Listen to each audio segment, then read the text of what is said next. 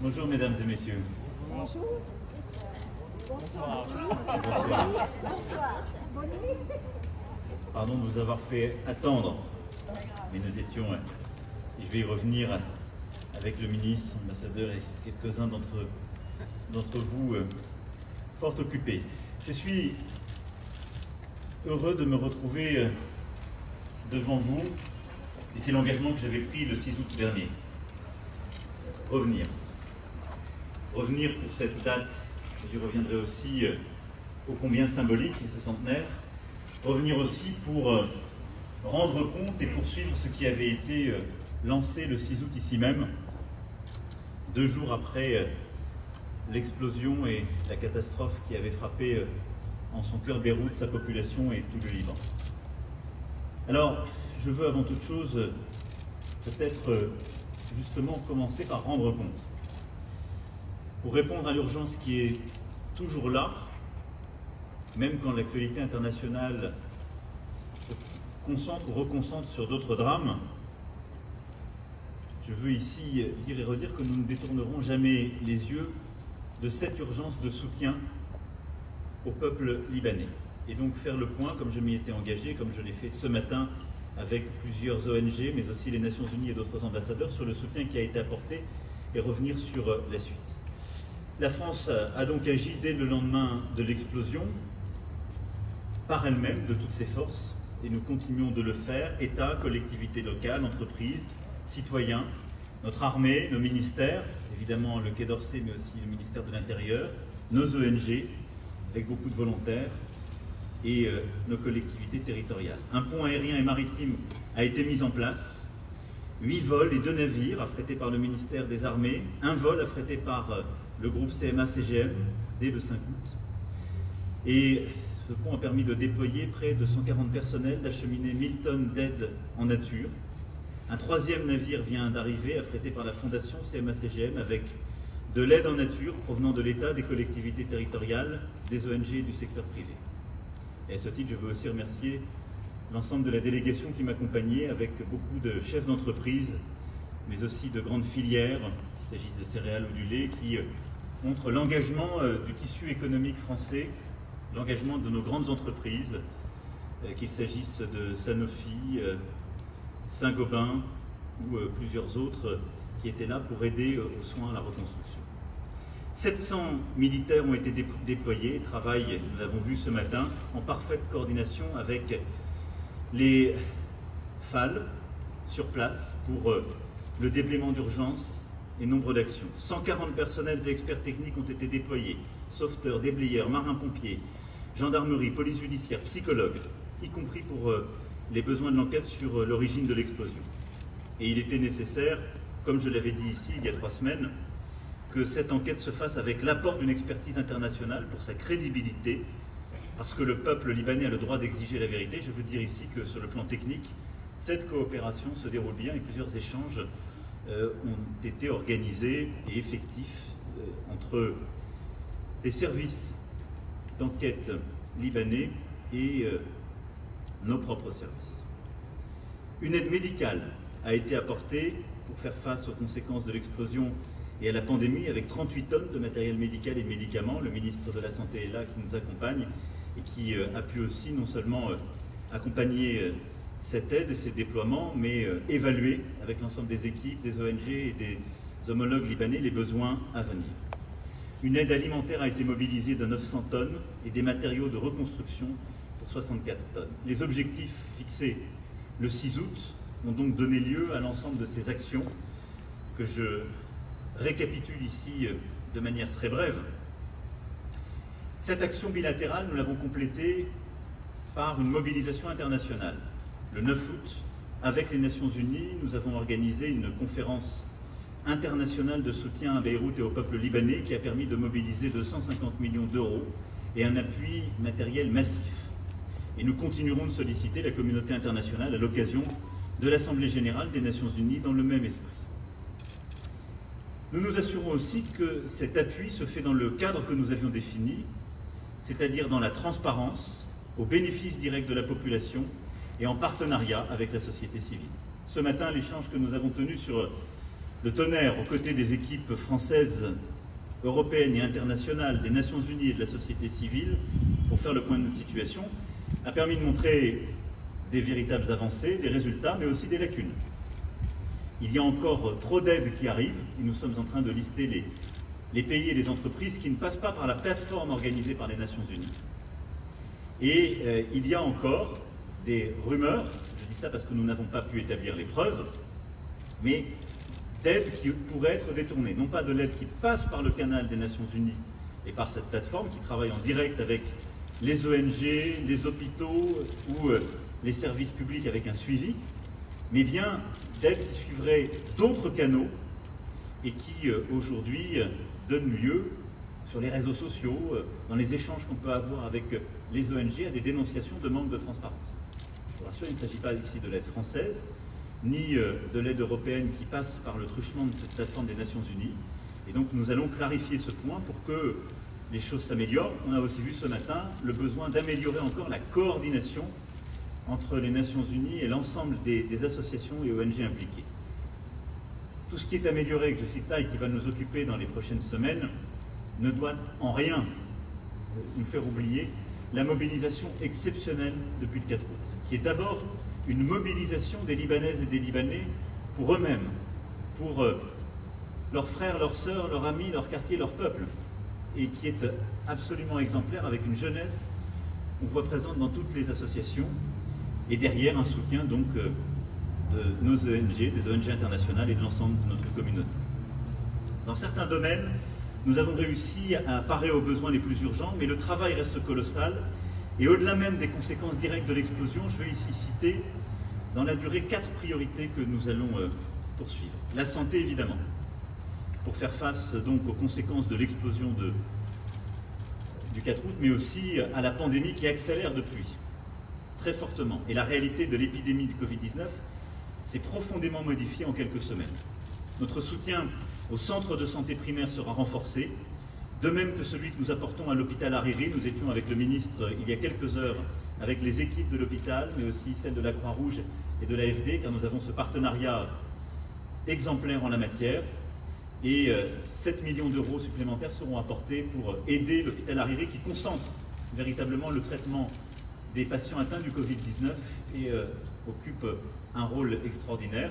À côté de ça, l'aide continuera d'être déployée à l'ensemble des hôpitaux, y compris les hôpitaux privés qui jouent un rôle très important et qui ont pu aussi bénéficier de l'aide bilatérale, en particulier de fondations et de la France. Après la santé, c'est l'alimentaire. Deuxième priorité que nous allons continuer de poursuivre pour nous assurer que les besoins immédiats sont garantis, construire des projets de relance économique et de soutien au secteur agricole dans la durée. Je citais la filière céréalière et la filière laitière. Ce sont deux exemples très importants et je veux saluer la mobilisation exemplaire de celle-ci. Mais nous allons continuer de mobiliser nos filières en la matière et elles sont au rendez-vous, organisées, structurées, le faire aussi en partenariat pour soutenir la filière libanaise et régionale et le faire aussi en partenariat avec les grands transporteurs. Je citais la fondation CMA-CGM et le groupe évidemment joue un rôle extrêmement important. Troisième priorité, c'est l'éducation, qui est une priorité absolue alors que la rentrée a été reportée. Il faut impérativement que les enfants retrouvent le chemin de l'école et les étudiants celui de l'université. C'est un problème que beaucoup de nos pays qui ont été touchés par le Covid-19 ont eu à vivre pendant le temps du confinement. Il est évidemment aggravé par l'explosion, les difficultés économiques et sociales ici au Liban. Mais c'est l'avenir du pays qui se joue. Et dans un pays qui a toujours su être au rendez-vous de l'éducation et de l'excellence de celle-ci. Beaucoup d'enfants que j'ai rencontrés dans les hasards de nos déplacements aujourd'hui m'ont dit ne pas avoir de rentrée. Et je crois que nous ne pouvons accepter cela comme une fatalité. Et donc je veux ici dire à l'ensemble des familles, des associations qui accompagnent et du gouvernement qu'il y a une mobilisation évidemment nationale à faire sur ce sujet qui est très importante. Nous allons tâcher d'y jouer notre rôle. Nous renforçons notre appui dans ce domaine. Le ministre de l'Europe et des Affaires étrangères a fait des annonces importantes lorsqu'il est venu au mois de juillet. Nous allons évidemment compléter cet effort avec une mobilisation de 7 millions d'euros additionnels pour la réhabilitation des établissements scolaires touchés par l'explosion, l'accessibilité des manuels scolaires. 20 000 manuels ont été apportés lors de notre déplacement, en particulier pour les classes de terminale, le soutien aux familles fragilisées, le soutien aux étudiants. Le fonds de soutien aux écoles chrétiennes et francophones d'Orient, dont j'avais annoncé la mise en place à Jérusalem, est désormais pleinement opérationnel. Il bénéficiera largement au Liban et j'appelle les collectivités ainsi que les donateurs privés qui veulent s'engager à y contribuer. Nous continuerons de pousser cet effort, il est absolument essentiel. Et nous allons dans les prochaines semaines aussi ajouter à l'effort pour les étudiants libanais venant en France. Un dispositif exceptionnel sera mobilisé pour accroître le nombre de bourses, mais aussi régler le problème du coût des études, surtout pour les familles dont l'ensemble des économies sont bloquées au Liban. Sur la reconstruction, qui est le quatrième sujet sur lequel je voulais ici insister dans ce cadre, nous amplifions notre action sur le déblaiement, la réhabilitation des logements et nous accompagnerons la reconstruction du port de Beyrouth, ce qui doit être fait dans l'intérêt du peuple libanais et lui seul. Je le disais, plusieurs entreprises sont d'ores et déjà mobilisées. Je citais Saint-Gobain qui était avec nous ce matin. Beaucoup d'ONG, d'associations font un travail remarquable. Le CDCS du Quai d'Orsay a beaucoup coordonné cette aide, comme toutes les autres, et je veux ici saluer son travail. Mais au-delà de cette aide d'urgence, la reconstruction doit s'organiser. On a vu le travail de beaucoup d'ONG exemplaires.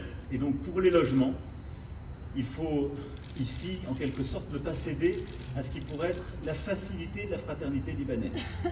Les 300 000 personnes qui ont perdu leur logement sont logées par des proches. Il n'en demeure pas moins qu'elles n'ont plus de logement. Et donc on doit reconstruire vite pour qu'elles retrouvent une vie normale, en particulier avec leurs enfants.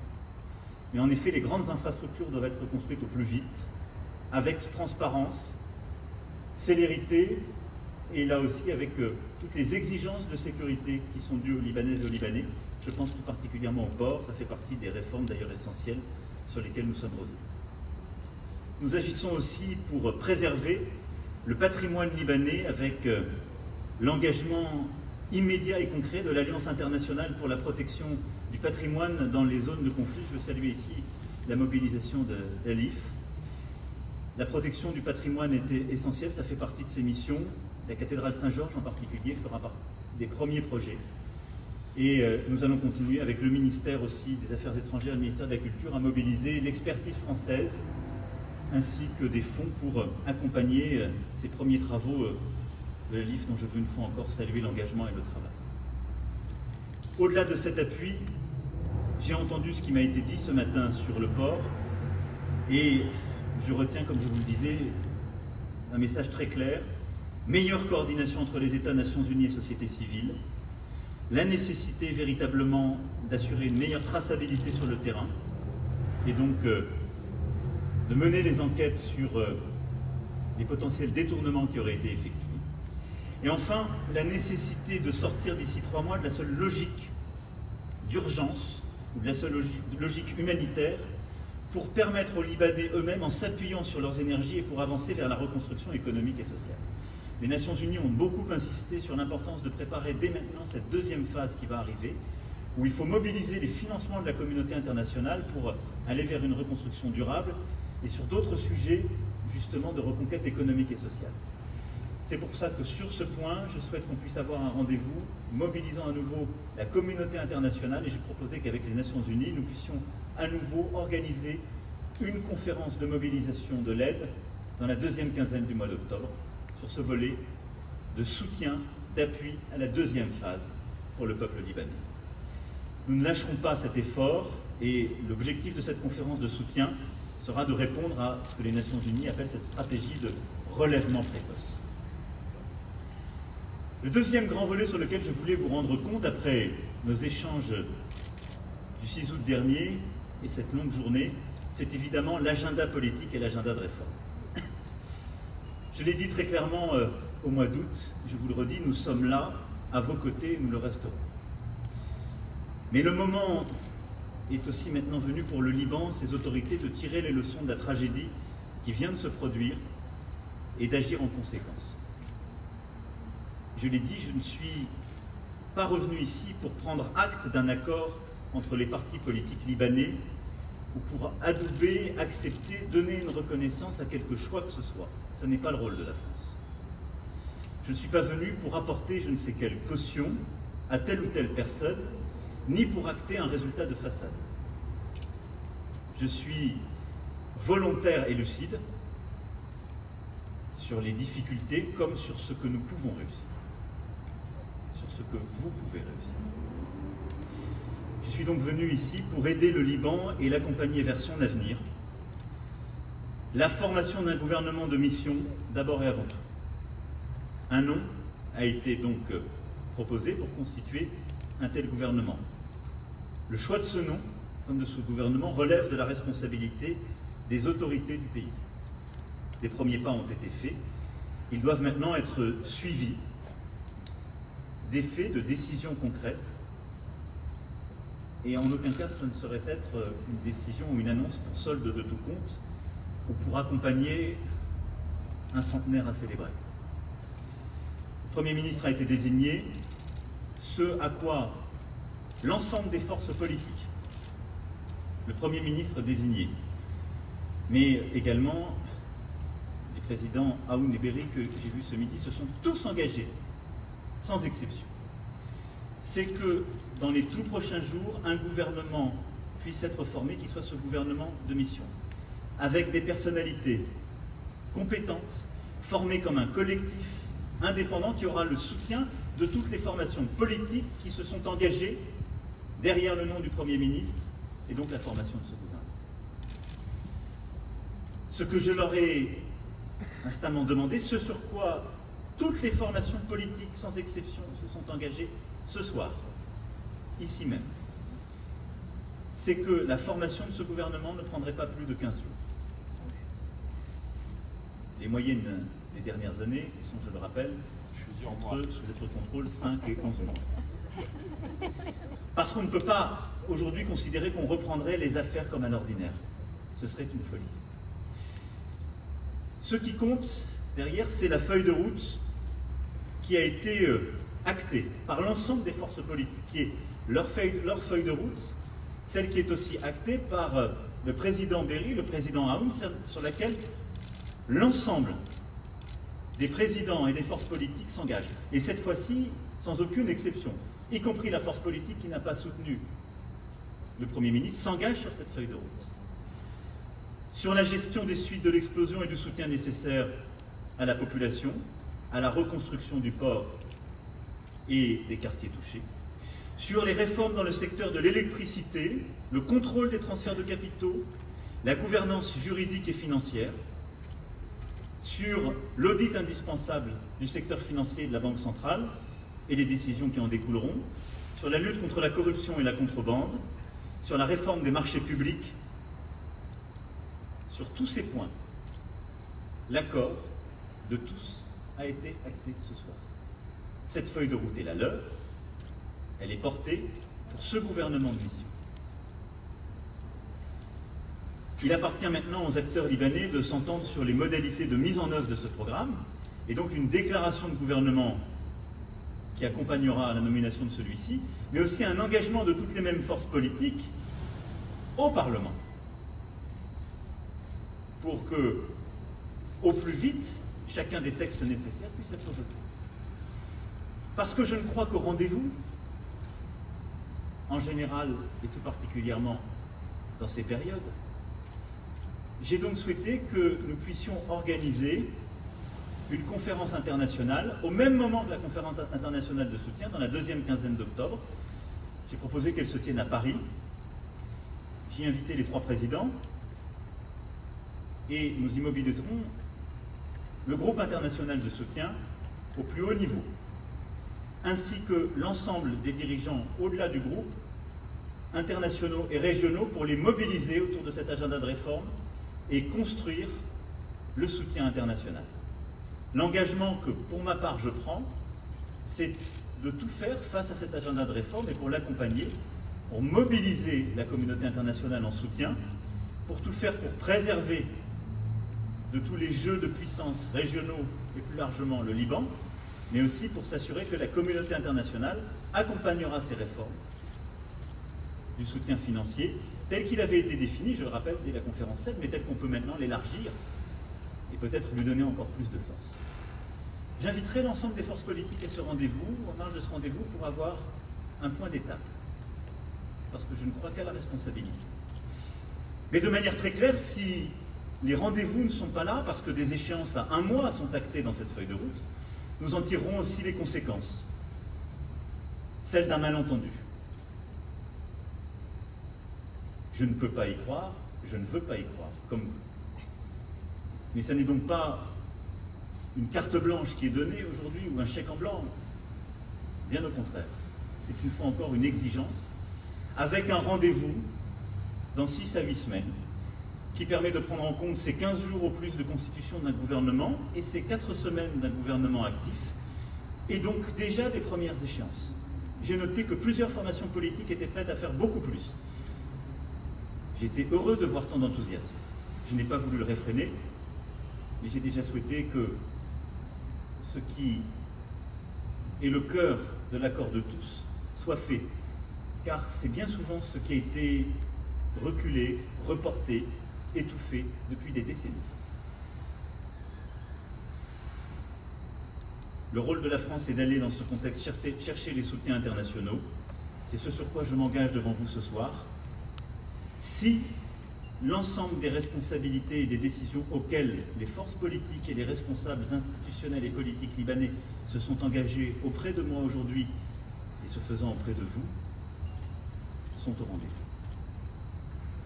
Enfin, je ne voudrais pas finir ce propos sans évidemment évoquer aujourd'hui cette date si chargée d'histoire. Ce 1er septembre 2020 qui vient marquer ce centenaire, ici même, quelques heures après cette déclaration si importante et cet acte qui a donné naissance au Grand Liban. Je l'ai dit à plusieurs reprises, avant mon déplacement, pendant ce déplacement, même avant cette date, il y avait une amitié, une force, une fraternité entre le Liban et la France qui s'impose à nous. Et elle se poursuit. Et elle se poursuit pour ce que vous êtes, pour ce que nous sommes. De commun, d'indicible, de goût de la fraternité, d'amour de la liberté, d'exigence d'égalité. Notre hymne va si bien au peuple libanais, notre devise.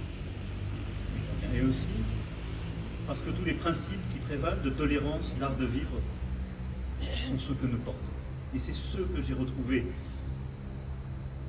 hier soir dans les yeux de Fayrouz, dans la discussion que nous avons pu avoir, ce matin auprès des enfants et des volontaires dans la réserve du Jage et auprès de ces enfants du collège Saint-Joseph de Meshref qui ont chanté nos hymnes l'un après l'autre.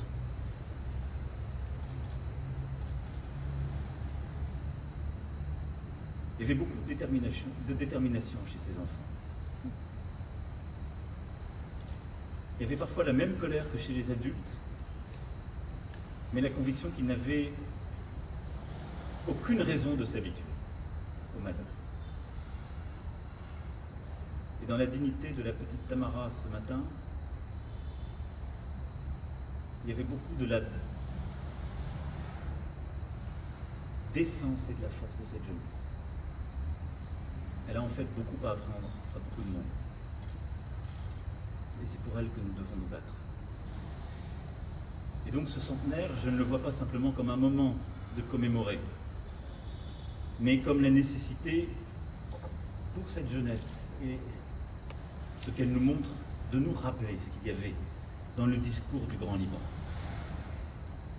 Dans le discours de Gouraud, je l'évoquais ce midi avec le président Aoun, il y avait des mots très forts. Je ne vais pas tout citer, je vous rassure.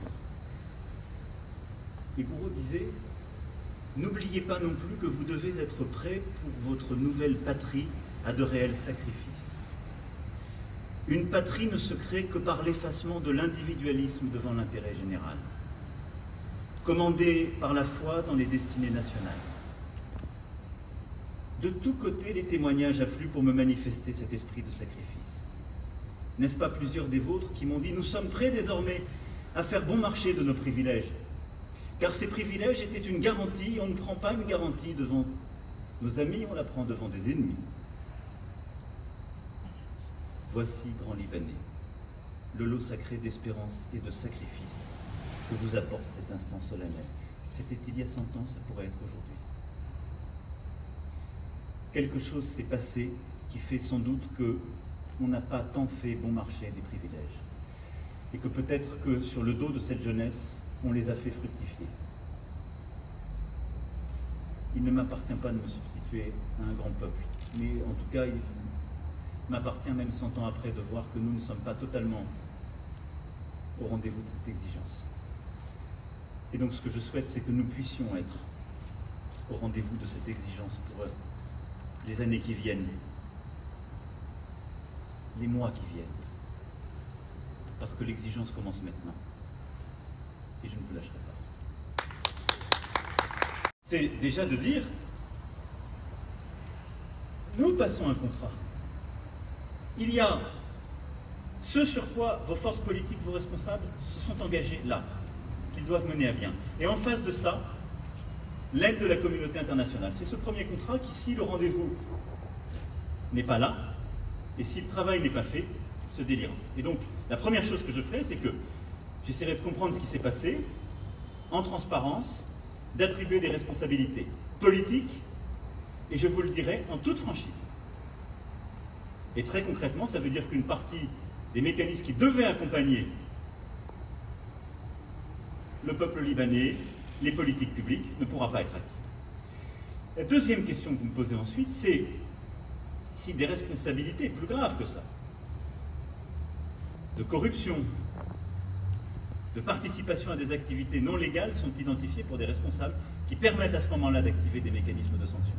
C'est quelque chose que certains grands pays font. Je n'ai pas de discussion avec eux sur ce point, contrairement encore une fois à ce qui a pu être dit ou écrit, parce que d'abord, ça n'est pas la dynamique dans laquelle je suis engagé aujourd'hui, et que la France est un pays souverain qui le fait pour lui-même, et qui laisse les pays le faire pour eux-mêmes. Nous avons généralement une coordination européenne en la matière. Je pense que ce moment peut venir, je l'ai dit la dernière fois, je vous le répète, je ne l'exclus aucunement, il doit venir au bon moment s'il s'impose, et de manière ciblée. Politique de sanction se fait quand on définit des responsabilités qui, à ce moment-là, peuvent devenir, je puis dire, extra-constitutionnelles, mais qui ne s'inscrivent pas simplement dans le champ politique. Et après, vous le savez très bien, les mécanismes de sanction peuvent s'activer aussi quand on a des activités extra-légales qui peuvent être de type militaire ou terroriste, de type financière ou autre. Et en fonction des évolutions, je n'exclus pas un mécanisme de sanction en effet plus large, qui peut dans certains cas être activé. Ce n'est pas du tout la configuration dans laquelle est le Liban aujourd'hui, mais c'est une configuration qu'on a connue, qu'on connaît aujourd'hui pour d'autres crises régionales. Mais ça n'est à coup sûr pas dès l'étape d'octobre, parce que nous sommes dans un processus. Mais ce processus est d'abord un processus de confiance, d'engagement réciproque, d'exigence. Si on veut faire vivre la confiance, alors que je vois à chaque seconde la défiance partout, ici, il faut s'engager, il faut demander aux gens de s'engager, il faut fixer des rendez-vous et attendre le rendez-vous avant de dire c'est impossible.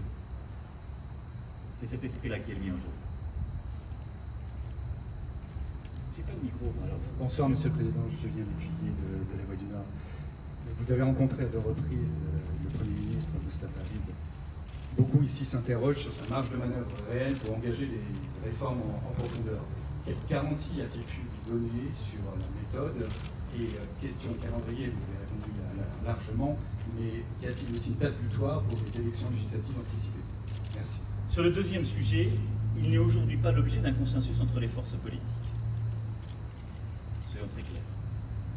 Et c'est un sujet qui dépend éminemment de ceux qui ont cette décision constitutionnellement en main au Liban et de la réalité politique et de la société civile.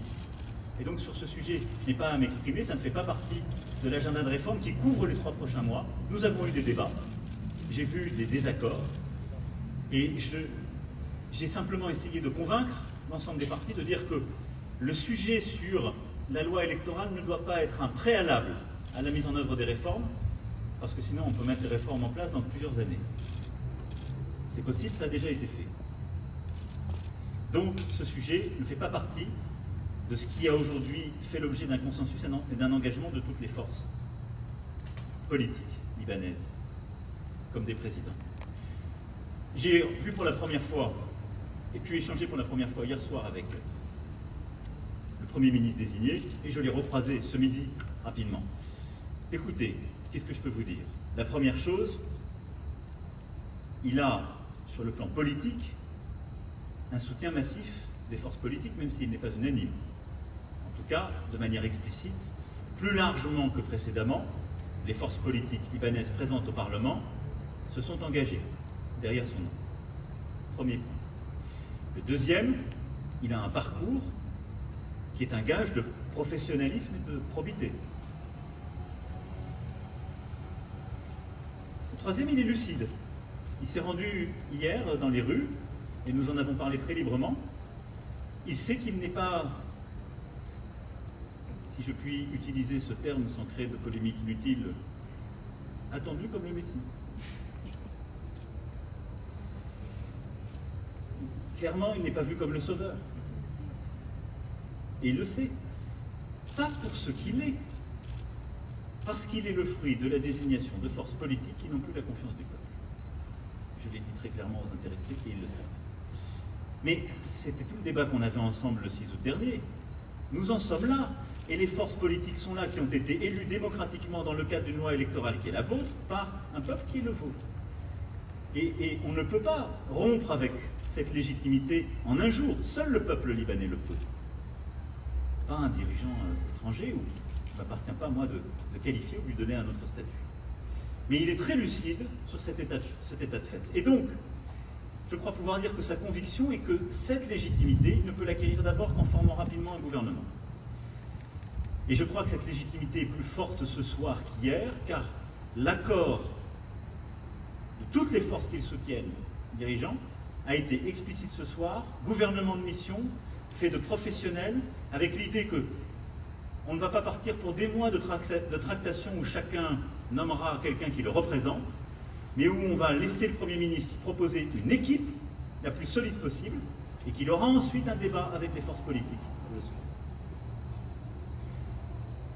Autre élément, c'est la déclaration gouvernementale. Sa feuille de route pour les 3 prochains mois est celle que les forces politiques, mais aussi le président de l'Assemblée, ont en quelque sorte sécrété par leurs discussions communes et le travail des dernières semaines et des dernières heures. Et les quelques réformes que j'ai évoquées là, avec un calendrier. Je crois que ça lui donne une assise, une capacité à réussir, parce que le mandat est clair, il est explicite, il est impératif, je dirais quasiment. Tous ces éléments sont des éléments inédits dans votre vie politique contemporaine, en tout cas très différents des réalités précédentes. Et c'est ce qui fait que, je le crois très profondément, si chacun tient sa parole, et l'engagement explicite qu'il a pris les uns avec les autres et vis-à-vis de moi-même, je crois pouvoir dire qu'il pourra faire les réformes auxquelles il s'engage.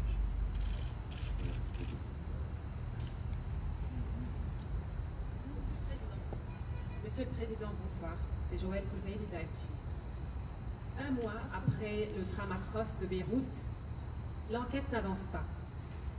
La classe politique criminelle s'est montrée insensible à la souffrance du peuple sinistré et à l'agonie du pays. Et en même temps, même après l'explosion, des manifestants ont été réprimés violemment par l'usage d'armes à feu. Quelques heures avant de vous accueillir à l'aéroport de Beyrouth, le président libanais, Michel Aoun, a interdit à l'équipe d'AMTV, la chaîne que je représente, d'avoir accès au palais présidentiel pour couvrir les concertations parlementaires uniquement à cause de notre ligne éditoriale.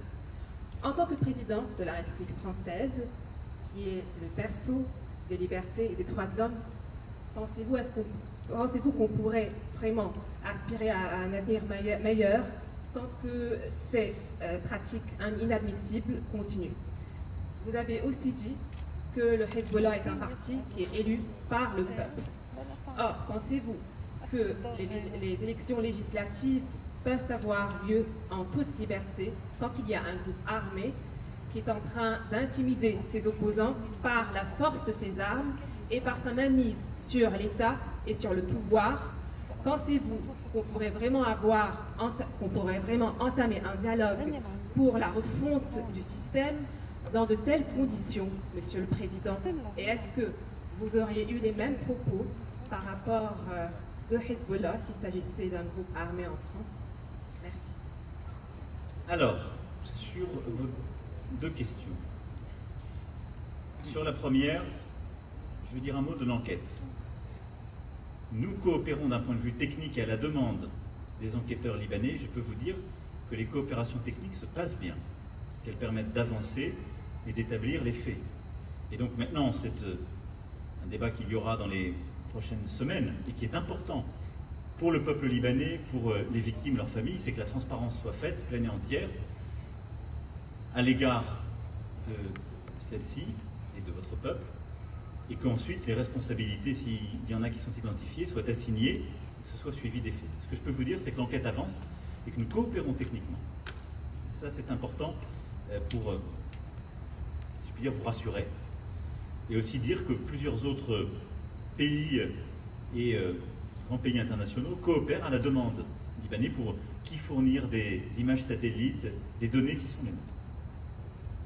Deuxième élément, sur le contexte politique, sur ce qui concerne votre chaîne et les derniers jours, je ne peux pas le commenter parce que je ne le connais pas, et donc je ne veux pas me permettre de m'immiscer dans ce débat particulier et le fait que vous citez, dont je ne connais pas les faits. Par contre, ce qui est vrai, c'est qu'il y a de la violence, qu'il y a aujourd'hui des artistes, des intellectuels, des journalistes qui considèrent que leur liberté d'expression, aujourd'hui, ne peut pas s'exercer de manière apaisée. C'est un débat que j'ai eu avec vos autorités. Et donc, je pense que le rôle de la France, c'est d'avoir cette exigence, d'aider l'ensemble des journalistes, des artistes, pas simplement à les protéger, les abriter quand ils veulent fuir le pays, ce qu'on fait aussi, mais de les aider à pratiquer ici. C'est d'ailleurs exactement le sens des initiatives que nous avons portées depuis maintenant un peu plus de 2 ans avec le réseau Reporters sans frontières, initiative que nous avons enclenchée au Forum de Paris pour la paix, puis que nous avons portée à l'ONU pour justement défendre exactement sur ces principes, sur tous les théâtres d'opération les journalistes pour faire leur travail. Je me permets d'y adjoindre simplement les intellectuels et les artistes. Ce que vous dites est très important et je pense que la dignité du Liban et de son peuple, c'est que cette liberté soit respectée de manière scrupuleuse. Et donc là aussi, qu'on puisse améliorer les choses sur ce volet. C'est une discussion que j'ai eue avec vos dirigeants et que nous allons poursuivre. Mais l'exigence est là, en soutien avec les ONG qui sont compétentes sur ce sujet pour ce qui est de la France, en appui de l'ONU, qui dans le cadre de ces missions peut aussi vous protéger, et dans le débat exigeant que nous avons avec vos dirigeants. Et je l'espère pour la suite des réformes. Sur le sujet des élections législatives, ce que vous dites est un état de fait. Et nous avons eu cette discussion de manière très franche tout à l'heure autour de la table, y compris avec le représentant du Hezbollah. Et ce que vous décrivez est juste. Est-ce qu'il m'appartient à moi pour autant d'invalider des élections ou de dire je refuse de reconnaître une force politique? Je ne parle pas du Hezbollah dans sa composante militaire et terroriste sur laquelle la France a toujours été claire et qu'elle condamne. Mais sur le Hezbollah en tant que force politique, est-ce qu'il est élu dans des conditions de sincérité du scrutin parfaite? Je ne suis pas le juge de votre scrutin. L'observation internationale, le bon sens me conduisent plutôt à penser que ce que vous dites est vrai et juste. Et donc qu'il faut améliorer les choses sur ce point. Si je voulais être dans la pureté des intentions, je condamnerais le Hezbollah dans sa plénitude.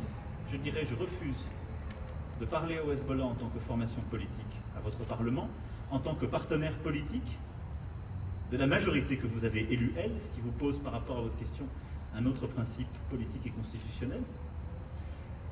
Et je vous dirais, c'est très simple, il faut les condamner, les désarmer, et je repartirai chez moi.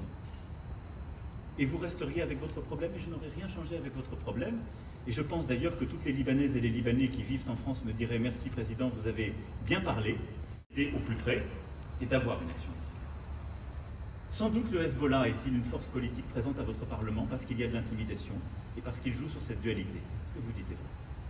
Il l'est aussi sans doute parce que beaucoup d'autres forces politiques n'ont pas réussi à bien diriger le pays, à rendre les gens plus heureux aussi. Et c'est sans doute un peu vrai.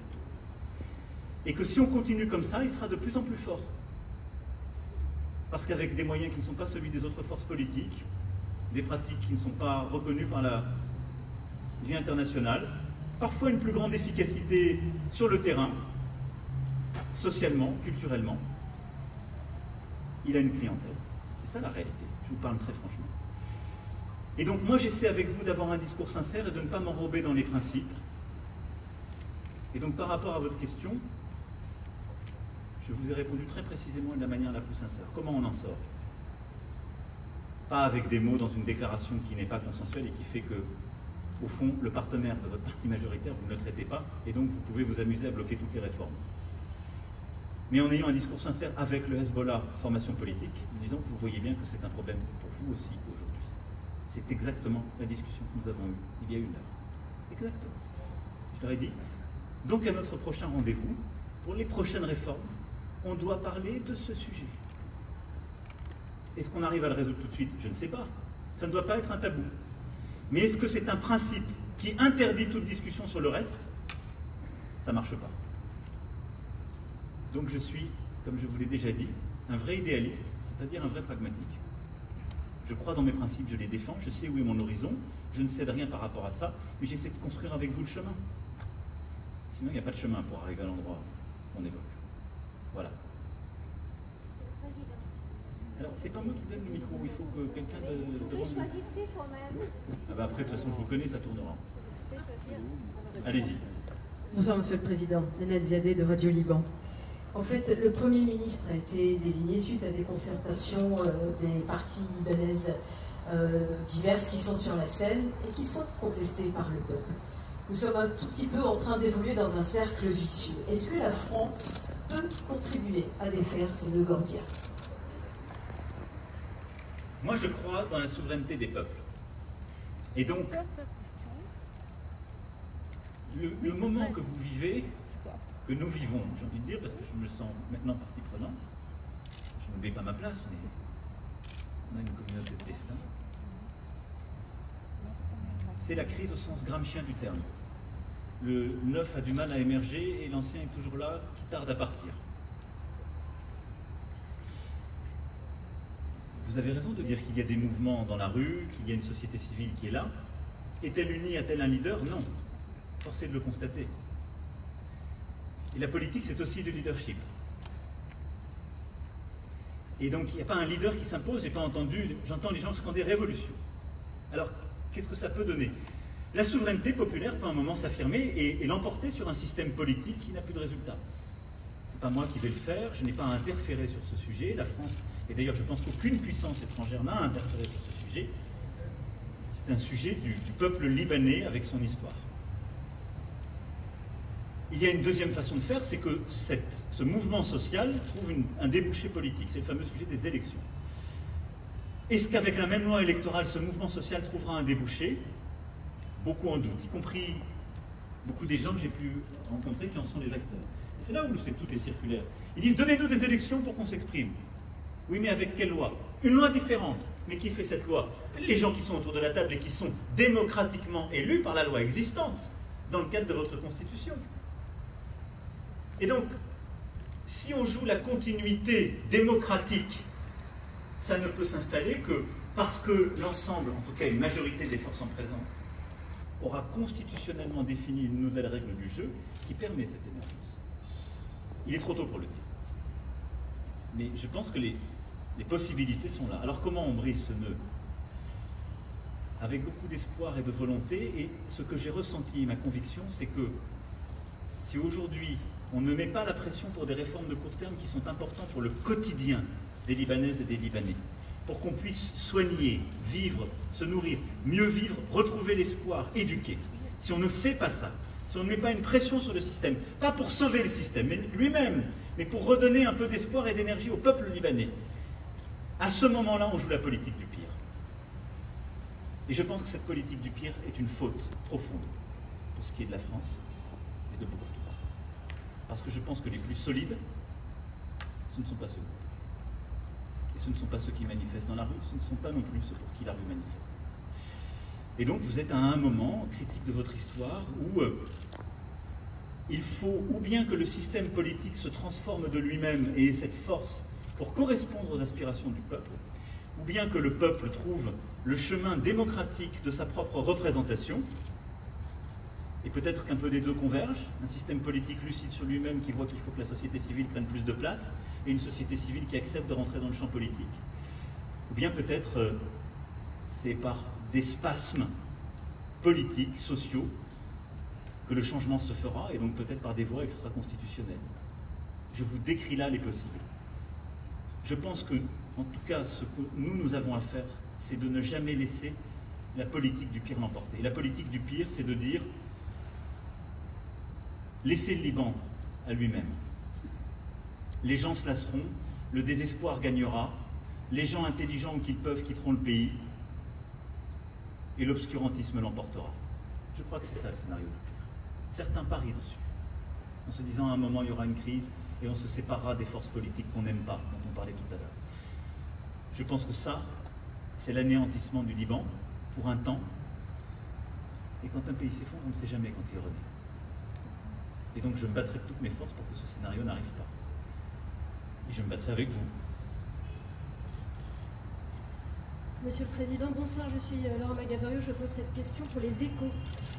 Vous avez fait des annonces très ambitieuses ce soir, notamment sur les engagements obtenus par vos interlocuteurs. Mais aujourd'hui au Liban, il y a beaucoup de gens, je pense aux Libanais qui mènent la contestation dans la rue, encore cet après-midi, comme ma consoeur libanaise vous l'a rappelé. Je pense à des intellectuels, à des représentants de la société civile, des politologues, des juristes, qui pensent que le pouvoir n'est pas aux mains de gens qui sont aux responsabilités aujourd'hui au Liban, c'est-à-dire de gens qui ne sont pas responsables devant les Libanais. Une classe, disons, affairiste, bien connue, dont aucun nom ne figure dans aucun organigramme d'une institution officielle. Comment fait-on, Monsieur le Président, pour obtenir des engagements crédibles de réforme de gouvernance quand vos interlocuteurs ne sont pas ceux qui tiennent les rênes du pays? Je vous remercie. Alors, d'abord, je me permettrai de rectifier votre début de question. Je n'ai pas fait d'annonce, feuille de route qui serait la mienne. Je vous ai rendu compte des engagements pris par l'ensemble des forces politiques sur une feuille de route qui est la leur. Le distinguo est important. Vous êtes plus experte que moi, mais j'ai quand même le sentiment que quand on voit les présidents avec qui j'ai échangé à mi-journée et l'ensemble des dirigeants des forces politiques, je ne parle pas forcément des ministres d'hier ou d'avant-hier, mais des forces politiques, j'ai le sentiment qu'on voit les gens qui tirent les ficelles. Vous êtes d'accord avec moi? Comme vous dites. Donc si ces gens-là s'engagent, normalement j'ai un droit de leur demander des comptes. Donc je pense que c'était les bonnes personnes. Alors après, beaucoup de femmes et d'hommes qui sont dans la rue me reprochent de les voir. Moi, je ne les connaissais pas avant, je les ai rencontrés pour la première fois le 6 août. Qui a été ici, démocratiquement élu en vertu de la Constitution et de la loi électorale. Ce n'est pas à moi de désigner des leaders. Sinon, je nie la souveraineté du peuple. Et vous savez, les Occidentaux, par le passé, ont parfois essayé ce jeu, compris dans la région. Ça n'est pas une bonne idée. De dire que je suis plus intelligent que la souveraineté populaire, vos dirigeants ne me plaisent pas, d'ailleurs il y a des gens qui manifestent, vous allez voir, on va régler les choses, on va vous changer vos dirigeants. Ça finit moins bien. Donc on est dans cette dialectique, au fond c'est ça. Pour briser la circularité dans laquelle le Liban est enfermé, il faut créer une dialectique. Une dialectique c'est imparfait, ça peut prendre un peu plus de temps. Le chemin n'est pas univoque, c'est impossible. Parce que si les acteurs en présence avaient l'énergie, la force d'âme et tous les intérêts alignés pour le faire, ils n'auraient pas besoin... On n'aurait pas passé des heures à faire 2 pages d'engagement. Ils l'auraient fait depuis 10 ans, 20 ans, 30 ans. Mais je pense que quelque chose se passe dans le pays, dans la rue, dans la région, dans la gravité historique du moment que nous vivons, que nous partageons, et peut-être de leur vie, qui fait qu'une responsabilité particulière résonne.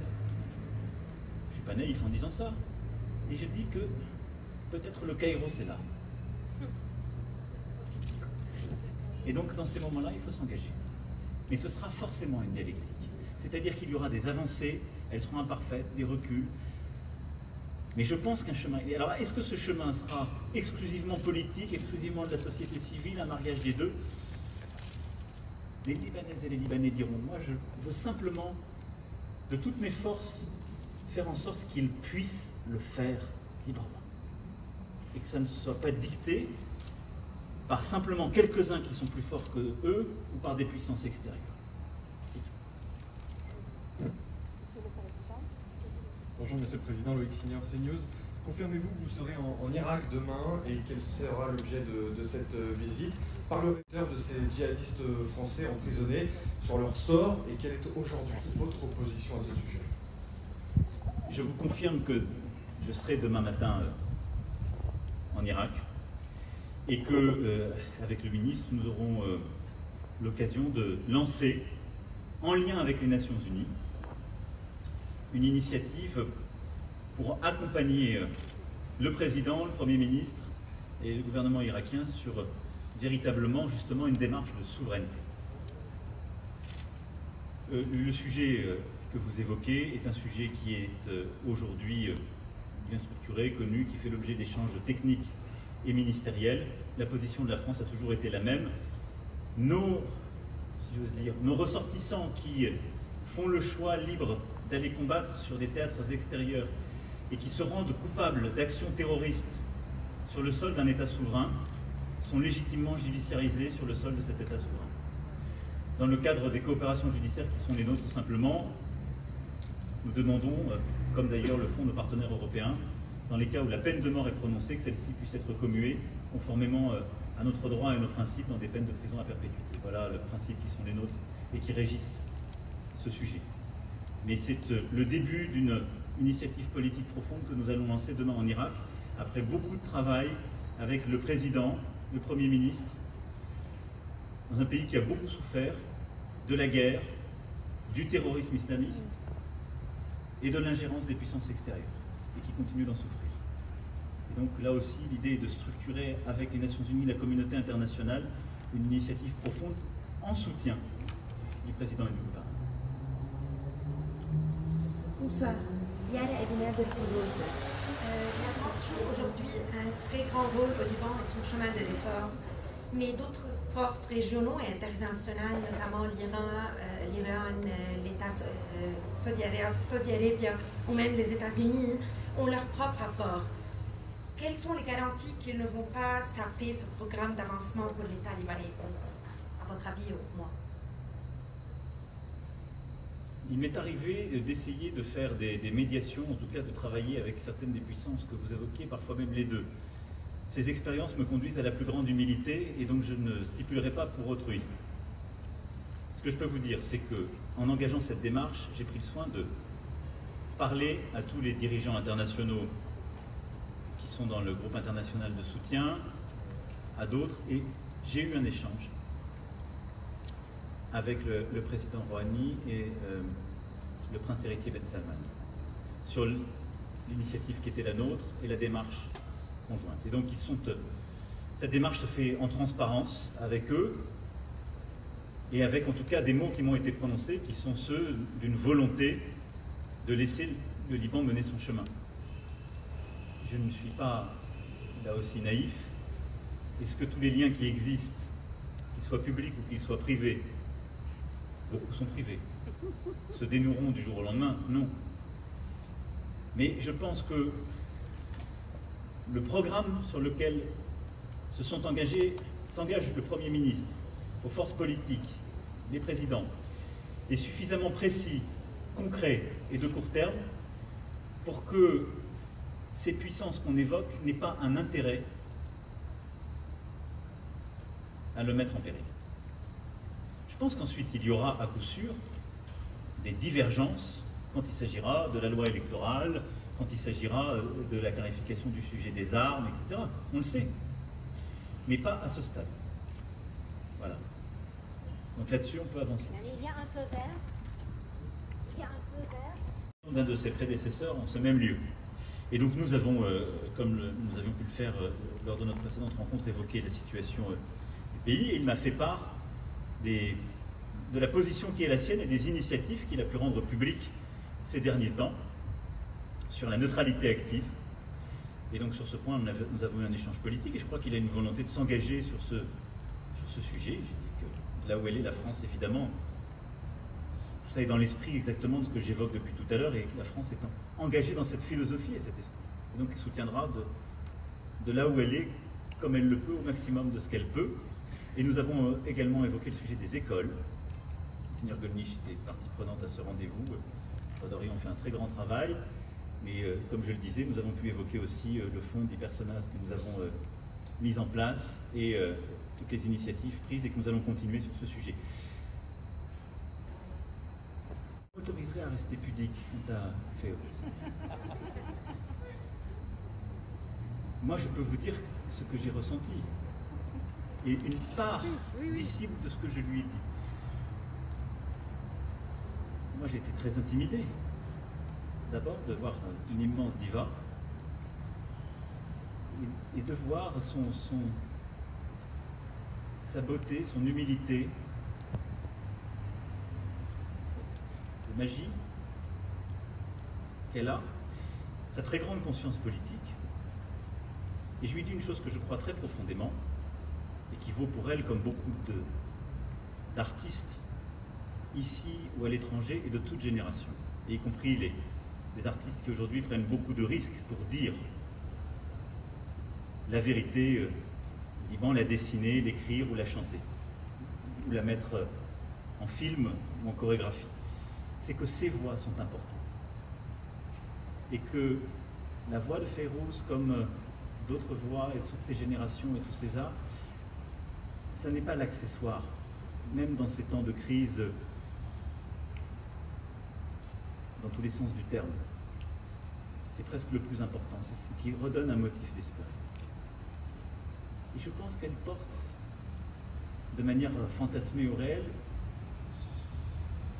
une part d'un Liban rêvé. Peut-être qu'il n'a jamais existé. Mais cette part-là est importante aussi. Et donc je pense que sa voix est très importante aussi aujourd'hui. Pour toutes les générations qu'elle a accompagnées, et pour toutes celles qui veulent un Liban dont ils se disent c'est impossible, parce que ce serait faux. Et donc je pense que sa voix est importante encore aujourd'hui, c'est ce que je lui dis. Et j'espère qu'elle aussi, elle trouvera le chemin, et je pense qu'elle a quelque chose à faire. Moi,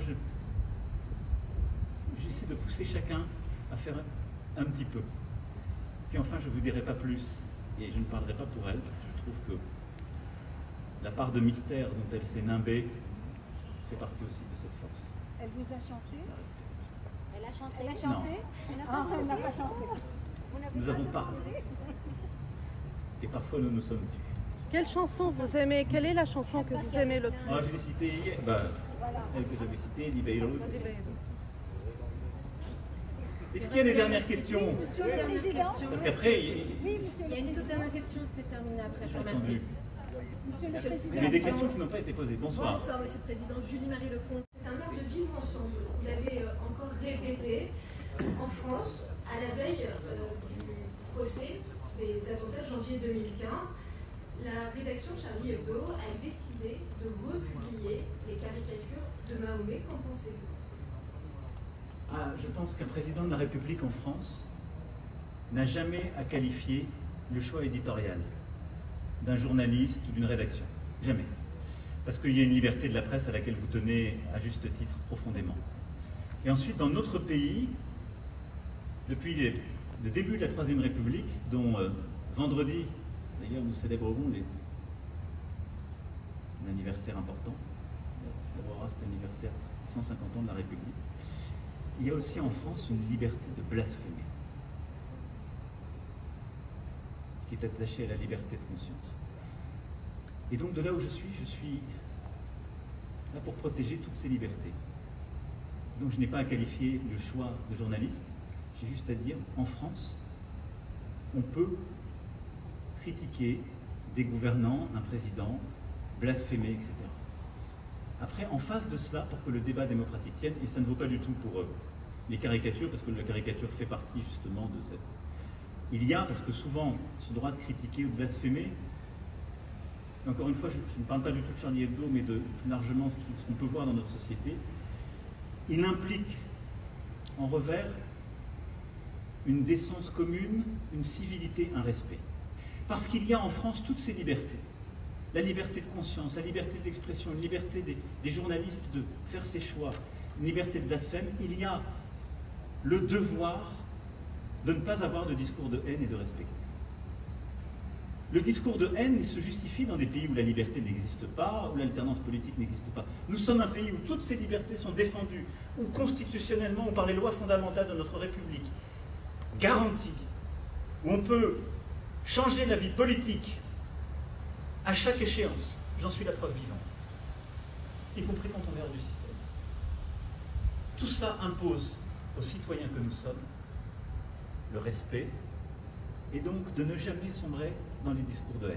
Je le dis parce que c'est peut-être quelque chose qui nous manque dans le débat commun, qui n'a rien à voir avec la une de Charlie, parce que la caricature n'est pas un discours de haine, mais qui parfois, dans les discours des réseaux sociaux, dans ce à quoi nous nous habituons, est quelque chose qui peut menacer cette liberté, et dont il est mon devoir de le rappeler. Voilà ce que je peux dire sur cela. Mais je peux simplement dire que demain, nous aurons tous une pensée pour les femmes et les hommes qui ont été lâchement abattus parce qu'ils dessinaient, parce qu'ils écrivaient, parce qu'ils corrigeaient, parce qu'ils étaient là pour livrer, pour aider, parce qu'ils étaient policiers. C'est ça ce qui s'est passé ce jour-là. Vous allez revenir en décembre. Et donc, au-delà du procès, qui donc commencera demain, et je n'ai pas à m'exprimer sur ce point en tant que président, on aura une pensée pour toutes celles et ceux qui sont tombés. Monsieur le Président, sommes-nous devant... vous allez retourner en décembre? Oui, je reviendrai en décembre. Ben oui, parce que sinon, il n'y aura pas d'échéance régulière. Donc en octobre, deuxième quinzaine, et en décembre. Est-ce qu'il y a une toute dernière question? Monsieur le Président, vous allez appeler un nouveau 5 Monsieur le Président, bonsoir. On inventera un nouveau nom. Oui, Hassan Husseini de MCD Radio Monte Carlo Douania. Avant que vous veniez à Beyrouth, votre entourage a laissé entendre que vous allez demander aux représentants des partis politiques de se mettre de côté et l'émergence d'un nouveau gouvernement et de nouveaux dirigeants pour un laps de temps. Est-ce qu'ils ont vous écouté? Qu'est-ce qu'ils ont dit? Non mais, c'est toujours la même question, et c'est intéressant d'ailleurs parce qu'on a eu exactement le même débat avec les forces politiques. D'abord, moi, j'ai rien à dire à qui que ce soit. J'ai juste dit aux intéressés, si ce sont les mêmes au même poste, il y a peu de chances que ça produise un résultat différent. Qu'est-ce qui change là? Des réformes claires, un agenda à 1 mois, 3 mois, et un engagement de toutes les forces politiques derrière cet agenda de réforme, au gouvernement, au Parlement. Et la deuxième chose, c'est de dire, le Premier ministre désigné va constituer un gouvernement de gens probes, connaisseurs de leur secteur et de l'administration, et donc compétents. Et ce qui change, c'est qu'ils ne seront pas les représentants chacun de la force politique qui est là, elles vont adouber un tout. Ok? Ensuite, la feuille de route, j'aurais dit, vous pouvez avoir confiance, il ne faut pas que vous ayez votre espion dans le gouvernement, parce que la feuille de route, c'est la vôtre, de manière impérative. Et les forces politiques, elles ne se désengagent pas. L'engagement qu'elles ont pris, c'est de dire, on va s'engager pour, dans les prochains jours et au plus tard dans 15 jours, soutenir, pour tout à l'exception d'une, la formation de ce gouvernement et ce gouvernement, et on va s'engager au Parlement, toutes celles-ci, pour que ces réformes aboutissent. Et donc, on n'est pas face à un gouvernement de techniciens dont pourrait s'affranchir des forces politiques disant « ça n'est pas nous, on n'est pas d'accord avec ces gens-là ». Tout est lié. C'est ça l'innovation de la démarche. Et son caractère structurant.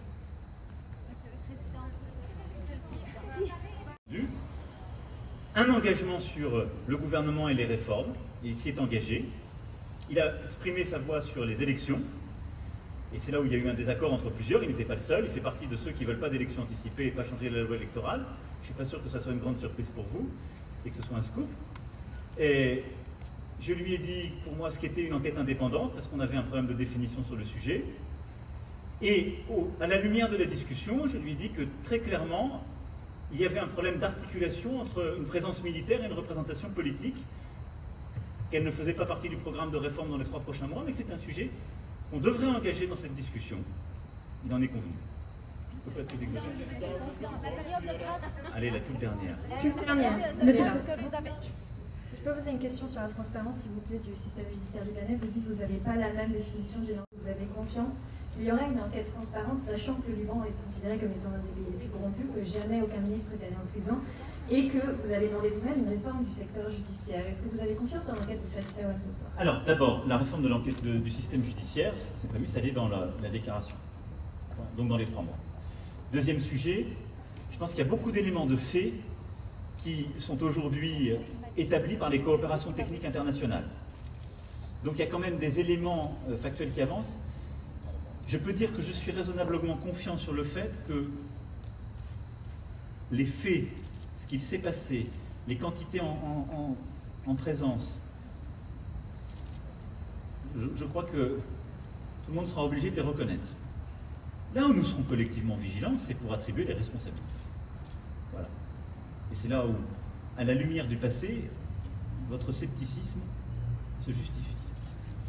Monsieur le Président, je vous propose de nous arrêter là. Je vous remercie beaucoup à tous.